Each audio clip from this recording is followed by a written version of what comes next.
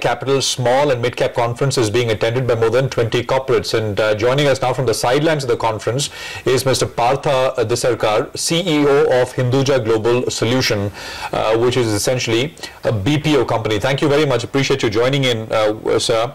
Could you talk to us a little bit about what's really happening at the company? I mean, you know, your industry is at the forefront of being disrupted with regards to automation and actually automation. Could you tell us what is happening there?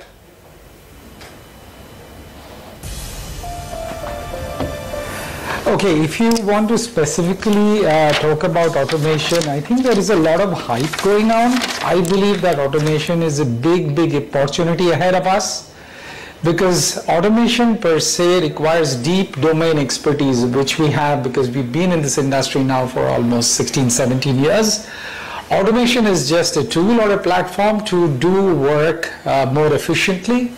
And I believe that that's the kind of value that we want to add to our clients' businesses.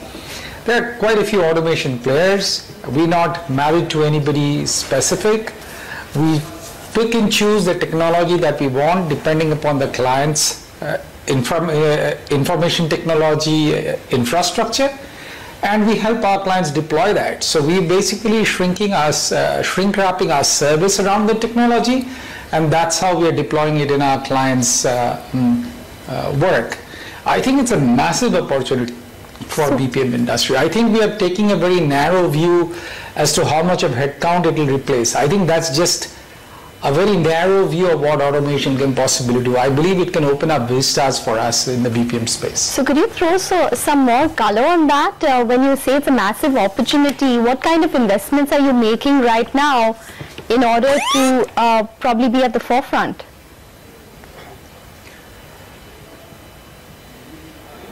So the investment here is in a different skill set. So this is more the consulting profile of people that can go and understand a client's processes, have deep understanding of underlying technology, both on the client side and the automation tool side, and help marry process and technology together to bring efficiencies in the client's processes. So the kind of profile of people that we need to deploy this technology is a little different, and we are hiring that and we are beefing up that team.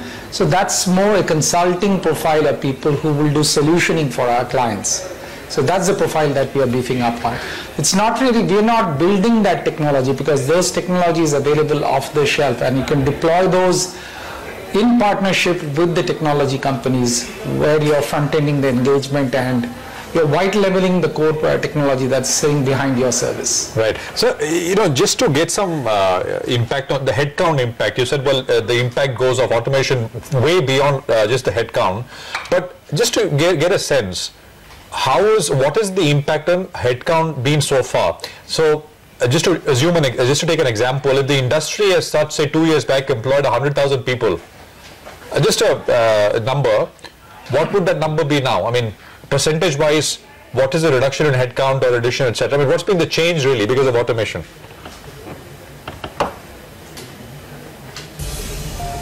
Okay, let me give you a concrete case study of a client that we deal with today. Okay, this is our largest client, 13, 14-year-old relationship.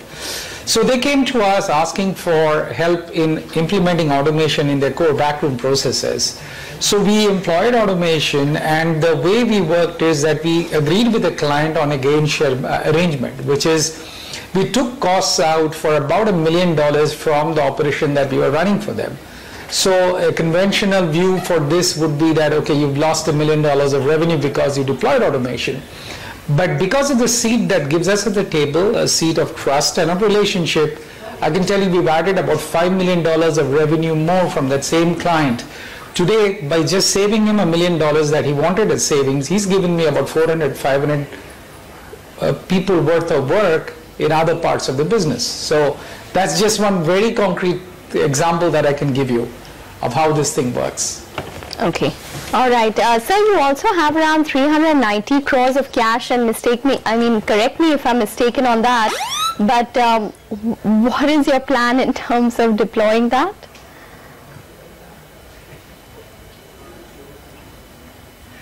So I'll have to go back a little bit in history. We started with about $130 million of cash, which came out of a divestment of a telecom stake that the old HTMT had.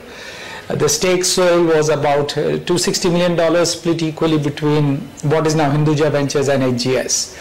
That $130 million that we had in our balance sheet at that point of time actually funded the growth of the company from what was essentially a $50 million company at that point of time to about $500 million plus of non-dilutive growth. So it's funded our organic expansion, it's funded CapEx, it's funded OpEx, and it has also funded M&A.